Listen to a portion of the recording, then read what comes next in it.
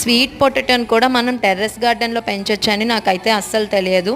నేను అసలు వస్తుందా రాదా అని ఒక చిన్న డౌట్తోనే స్వీట్ పొటాటోని అయితే పెట్టాను. చూడండి ఎంత బాగా అయితే వచ్చిందో. అసలు ఆ లోపల స్వీట్ పొటాటో గ్రో అవుతున్నాయా లేదా అని నాకు ఒక చిన్న డౌట్ వచ్చింది. అసలు ఉన్నాయా లేదా చూద్దామని చెప్పేసి వీటిని హార్వెస్ట్ చేద్దామని చెప్పి ఇగోండి చాలా కష్టపడి లాగుతున్నా. ఏమవుతుందో చూద్దాం. లోపల అసలు స్వీట్ పొటాటో ఉందా లేదా అని. చూస్తున్నారా, స్వీట్ పొటాటో అయితే ఉంది, బాగానే గ్రో అవుతుంది. నేనే తొందరపడి ముందే దీన్ని హార్వెస్ట్ చేసేసానని నాకు అర్థమైంది. అసలు ఉన్నాయా లేదా అనే డౌట్తో చేశాను. ఒక స్వీట్ పొటాటో అయితే బాగా హెల్తీగా గ్రో అయింది, మీరు చూస్తున్నారు కదా.